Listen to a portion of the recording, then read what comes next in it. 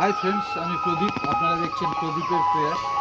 এটা একটা all time variety. দেখুন কত সুন্দর, কি সুন্দর ধরন দেখুন। একদম মনে হচ্ছে যেন কেউ সাজিয়ে দিয়েছে, একদম সুতো দিয়ে কেউ হয়তো বেঁধে দিয়েছে। দেখুন কত সুন্দর গাছটা, ছোটোর থেকে দেখুন দেখুন প্রত্যেকটা মনে হচ্ছে কেউ সাজিয়ে দিয়েছে। দেখুন তাও তো অনেকগুলো এদিক ওদিক করে এই যে নিচেরগুলো কেটে খাওয়া হয়েছে, বা দু চারটে এদিক ওদিকে এই দিককারগুলো পিছনেগুলো কেটেছি। এই যে কত সুন্দর গাছটা দেখুন। এটাও কিন্তু আমি অল টাইম বলেই নিয়েছি, জানি না ভিয়েতনাম কি কিসের ভ্যারাইটি, তবে ধরনটা এত সুন্দর। আমি এটা কেটে দেখি কতটা মিষ্টি এসেছে। এই যে এটা আমি কাটছি।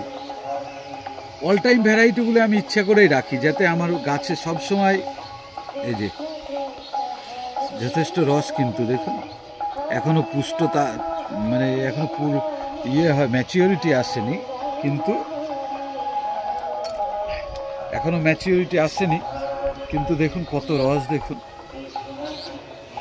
এটা অল টাইম ভ্যারাইটি। কত সুন্দর গাছটা দেখুন, মানে প্রত্যেকটা মনে হচ্ছে কেউ যেন ডাল দিয়ে যে সুতো দিয়ে সাজিয়ে দিয়েছে। এই অল টাইম ভ্যারাইটিগুলো আমার সঙ্গে প্রচুর অল টাইম ভ্যারাইটি আছে।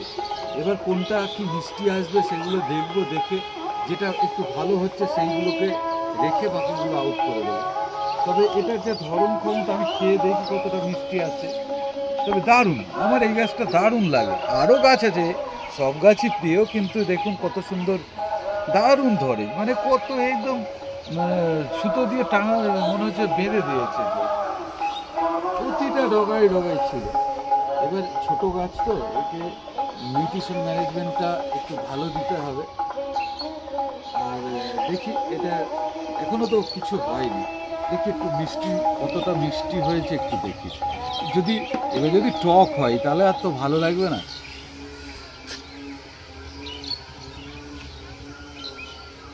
অন্যান্য মৌসুমি বাজারে এখন যেটা পাওয়া যায় ওর চেয়ে অনেক মিষ্টি, কিন্তু এখনো এই লেবুটার এখনো ম্যাচুরিটি আসেনি। একে কিচ্ছু হয়নি, এখনো লেবুটার কিচ্ছু হয়নি।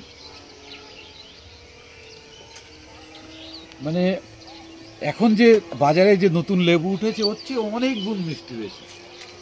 তার মানে এর ম্যাচিওর হলে যথেষ্ট মিষ্টি আসবে। আপনারা, আমি বলি যে অল টাইম গাছ সংগ্রহ করেন, যারা মাটিতে লাগাবেন তাদের ব্যাপারটা আলাদা। বাকি যারা ছাদে রাখবেন তারা কিন্তু বারবার বলছি অল টাইম গাছ আপনারা সংগ্রহ করুন। কেন? ছাদে উঠে যদি প্রতিদিন আমি দু একটা লেবু খেতে পারি, ওই সেই বছরে একবার হওয়াচ্ছে, সেটা অনেক, আমার মনে হয় সেটা অনেক ভালো। অল টাইম এরকম যদি 10টা গাছ, যদি হয়তো আমি আরও দু একটা গাছ আমি দেখাচ্ছি, অন্য ভিডিওতে আমি দেখাচ্ছি। এটা আমার একটা কয়েকটা গাছ নিয়েছি, এটা দেখুন। এবার সব গাছ তো সমান হয় না, 10টা গাছ নিলে হয়তো দুটো গাছ খুবই সুন্দর হয়ে যায়। তবে এটা যথেষ্ট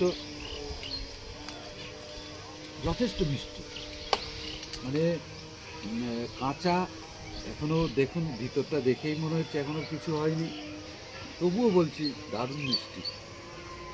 এরকম গাছ, অল টাইম গাছ কিন্তু আমার খুব প্রিয় গাছ।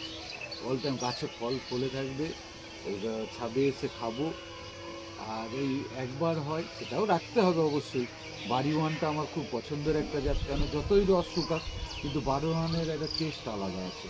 আমার বাড়িওয়ানের জন্যই আমি কিন্তু এই সাইট্রাসে মানে গাছ লাগাতে শিখেছি। বাড়িওয়ানটা আগে আমরা জানতাম প্রচুর টক হচ্ছে, ওই জন্য লেবু গাছ আমরা লাগাতাম না, কিন্তু বাড়িওয়ানটা আসার পরে আমরা অন্যান্য গাছ লাগিয়ে কিছু ভ্যারাইটি পেয়েছি যেগুলো আজ সাকসেস হয়েছে।